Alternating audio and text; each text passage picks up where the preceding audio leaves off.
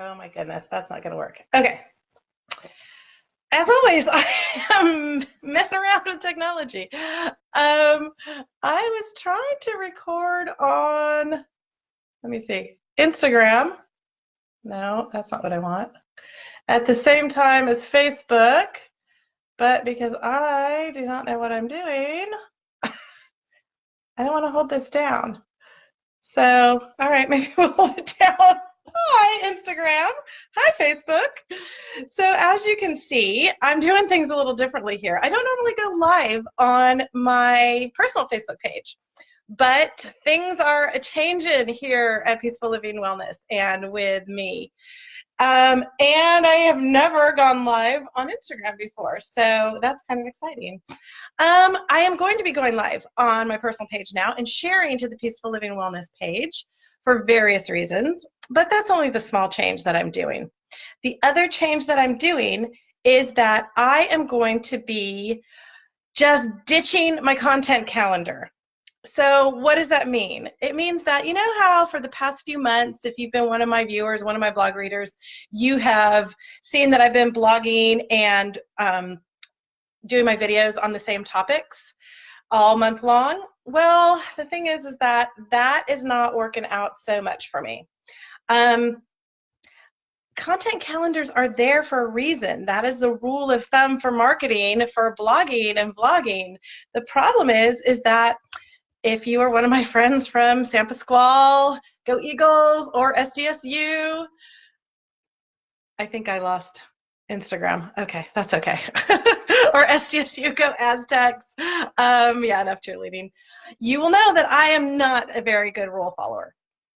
So that is part of what is going on. I need to blog. I need to vlog from inspiration. And so much of my inspiration comes from you guys. So sometimes there's just something in my own life. That's what we're going to be talking about today. Something that just hit me yesterday. And I said, I got to write on this. I have to write on what is going on inside of my head and my heart this week. A lot of times my inspirations come from my readers. It comes from my tribe, and they say, hey, Jen, would you be willing to talk about this? Or I need some help with that. And I love that. I love to be able to respond to you and respond immediately instead of saying, well, I have a content calendar that is booked 3 months out. I can get to that at a later date. Yeah, it's not working for me. Again, I don't follow rules very well. So what does that mean for you all? That means that you can feel free to let me know what you want to talk about. And it doesn't mean that I have all the answers to everything. You know, one of the great things about Facebook Live or Instagram is that we can talk in the comments too, and we can help each other as a community. So that's part of what it means for you. It also means that you're not going to know what to expect. So hopefully you're somebody who likes surprises, and you can log in when you see me going live and you can say, hey, I wonder what she's talking about this week. I wonder what helpful tips she might have, what helpful tips she may have brought in from her community as well. So that's where we are going. The other exciting changes that are going on here at Peaceful Living Wellness are with the blog. So with the blog, we are going to be, meaning me and my staff, are going to be bringing in guest bloggers. And that is very exciting because, number one, it takes a lot of the pressure off of me to create a blog every week because I think I've just been losing some inspiration lately. I don't feel like my blogs have been very good lately. But it also gives more to you guys. So it's not just always Jen, Jen, Jen, Jen, Jen. Again, Peaceful Living Wellness is a community. I do not put myself out there on, I think it's Instagram, maybe it's Facebook, that you have to say what you are. I don't say I'm a public figure. That's not the purpose of my business. My business is to create community and to give people support and motivation and inspiration within that community. And if I don't have my community contributing, then it just becomes all about me. And quite honestly, that's boring. So this is one of the great changes, and I'm very excited that people will be contributing not only on peaceful living topics, because I have a wonderful licensed therapist who has a blog called The Peace Journal who is going to be contributing, Diane Webb, but I also have some people who are going to be writing on health and inner health, nutrition, supplements. I'm hoping a wonderful, amazing guest blogger who is going to be writing motivation for young minds. He's a teacher and a coach and a mentor, and I'm just really excited that he is talking about being part of our team. Who else do I have? Oh, of course, my partner in crime, Brittany Hiller, is going to be contributing as I contribute to her amazing community in the Effervescence Elite. So yeah, lots of changes in store, lots of fun surprises, and all about peaceful living and wellness. Okay, one more little bit of information, and that is Facebook has these great places called Facebook groups. And if you are a person who likes to be in a place where things are more organized on Facebook instead of just getting all of these notifications, don't they drive you crazy? They drive me crazy. Definitely not peaceful living in my world. So the groups make it so that I can go in and check what's going on in the places that I care about.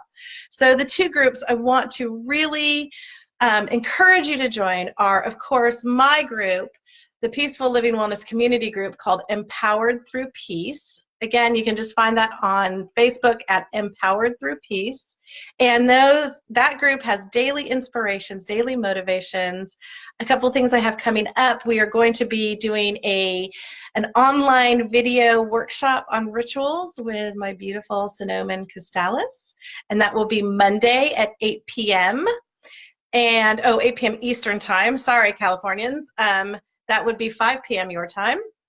And we will have postings all week long about rituals and how to bring them into your life. And yes, spiritual rituals, but also self-nurture rituals. So that is something that I'm really looking forward to. Another thing we are going to be doing is a challenge, which will be on how to use different little hacks, tricks, tools to free up more of your time hi, Sonoman, I was just talking about you. Free up more of your time to have more time for mindfulness. So that comes via Margie Brewer, another one of my dear, dear friends and tribe members. And so a couple weeks from now, I haven't quite posted that yet, but keep tuned in Empowered Through Peace. We are going to run a challenge, and there will be a different technique or life hack every day for you to try on to make things easier for the things that we have to do, like paying bills and getting the kids to their soccer matches or whatever, to freeing up time for things that, well, we want to do, but guess what? I think we have to do these too, the mindfulness practices. So stay tuned for that as well. And the last little bit of announcement is the other group I want to encourage you to join is the Effervescence Elite Community. It is a membership group, but you will get so much out of every penny you pay for that. And that is administrated by the beautiful and effervescent Brittany Hiller. And this month, hey, Tamala, one of my favorite people. Another person who might be guest blogging on Peaceful Living Wellness blog. Brittany and Anne. Hi, Anne. Everybody's popping in now. It's okay. I'm just doing commercials right now. And I'm getting to the good stuff in just a minute. So this month in the Effervescence Elite community, I am doing a video every Wednesday right after this video on my top 5 tips for peaceful living. Okay, commercials are done, I promise. So let's get to the nitty gritty. Okay, so what inspired my heart yesterday? Well, I was supposed to be writing about kick yourself nurture into action. And we've done a lot on breaking your busy. We've done a lot on bring mindfulness into your life. I just needed to get something else out there to you all. I talk so much about being in the positive mindset, and positive mindset is very, very important for our peaceful living. It is important for our emotional and our mental health. But sometimes we have negative emotions. We have sadness, we have anguish, we have frustration. We might even have depression. And what I want to talk about today is how we can use the principles of mindfulness to acknowledge those feelings and then let them drift away. So let me start with my own story. And my own story is that I was doing my meditation yesterday morning. It's part of my morning ritual. We'll be talking about that next week in the group. I was sitting there and listening to some pretty music, breathing, feeling kind of not so great. And all of a sudden, I just had these feelings of overwhelming sadness and frustration come up. And the tears started to flow. And honestly, I'm not a big crier, but it was going to happen. So I started in with my tools that I use. I said, okay, what am I grateful for? And that worked. And I started to feel better. And I thought about, well, how can I just concentrate on my breath? And I started to chant a mantra. And again, that worked. But something was still kind of rumbling. You can't see me, but I'm rubbing my tummy. Rumbling down in my tummy, down in my heart. And so I thought about my Buddhist practices.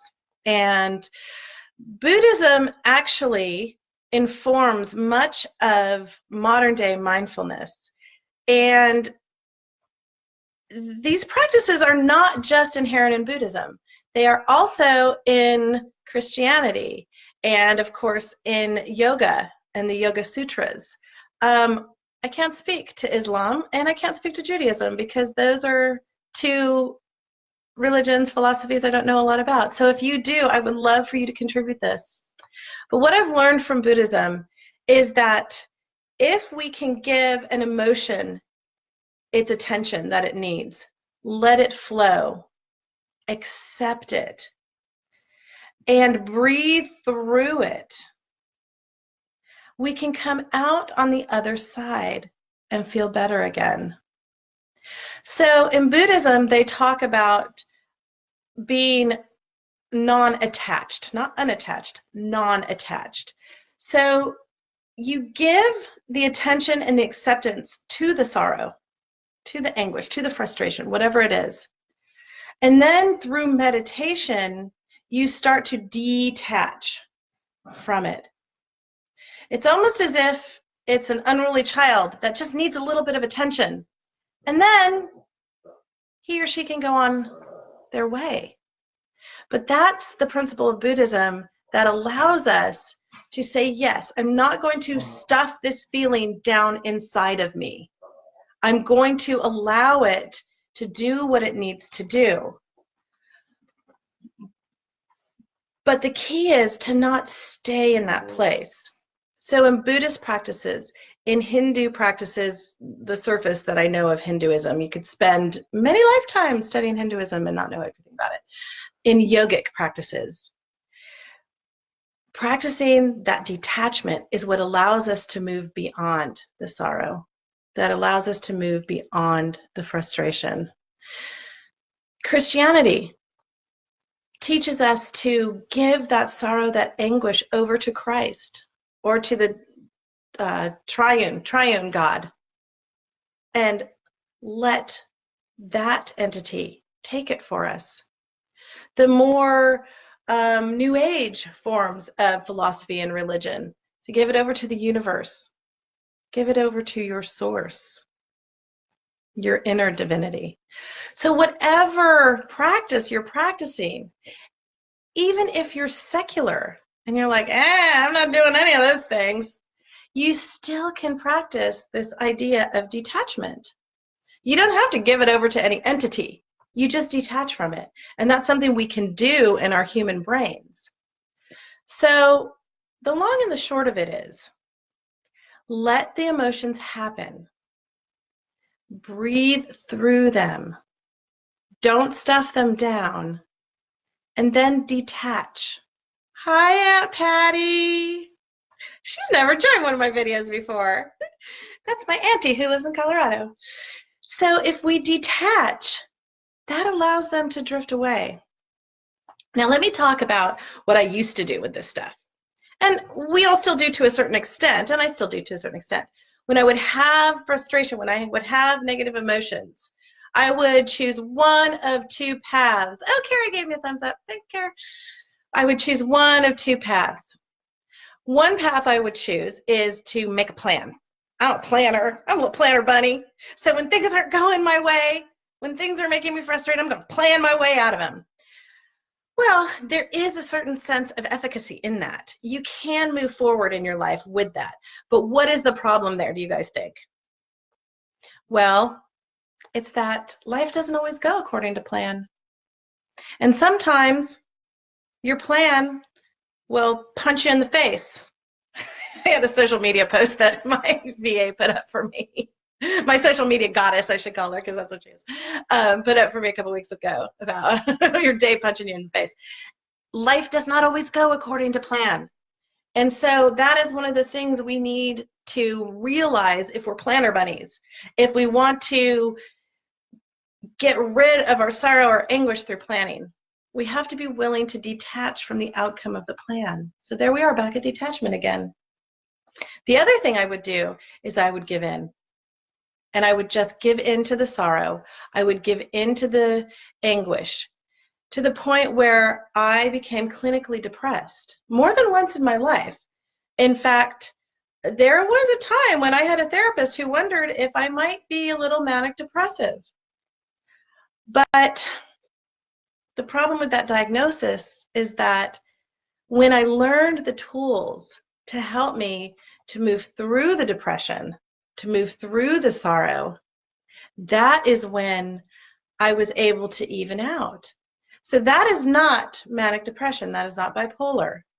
Those are real brain challenges. I don't like the word disorders. They're just challenges. It's just somebody's brain is different than this person over here, but it's hard on those people. So if I had truly been manic depressive or truly been bipolar, I would need medication for that. And I am very much a proponent of psychotropic medications. Now, I'm not a proponent of the over prescribing of them. I'm also not a proponent of the fact that in Western society, we are throwing psychotropic drugs, mostly, SSRIs, the antidepressant drugs, at people who can really treat themselves with mindfulness. But if you are truly bipolar, if you are truly depressed to where your neuropathways are in a place of depression, hey, Elizabeth, my love, then yeah, we need some medication to help us. But medication alone, whether you're bipolar, whether you are schizophrenic, whether you are an alcoholic addict, whether you are a depressive, or whether you are just a little stressed out, it's not enough. That's why mindfulness is so important. And that's why these practices of mindfulness are so important. Now, I've been talking a lot about Buddhism and Christianity and all these spiritual traditions, but actually when I come back to talking about mindfulness, I am talking about the mindfulness that has been studied on a scientific basis by amazing scientists like Jon Kabat-Zinn and Andrew Weil and Deepak Chopra. Hey, Becky, greetings from the East Coast. I was going to say greetings from California, but hello to California. So that's where we come together from the spiritual part of mindfulness into the secular part of mindfulness. Hi, Susan, my love. The secular part of mindfulness, it just has been, what's the word I want? Influenced by the spiritual paths. But we know from brain scan research, we know from hormone research, and we know from epidemiological research, that was a hard one to get out, epidemiological research, that mindfulness-based stress reduction techniques work. And they work to allow you to feel your sorrow, to feel your anguish, to feel your frustration, and to move through it. So that is my lesson from my heart to yours this week. I have already written the blog. Oh, another change. Blog's going out on Friday afternoons now. So look for your blog in your inbox, and you'll get all of this and more in written form. And remember, join the Empowered Through Peace Facebook community because it's free and I have lots of great stuff going on in there. All right, thank you so much, my beautiful friends, for joining me. May the light within me honor and bless you with a beautiful rest of your day. Namaste.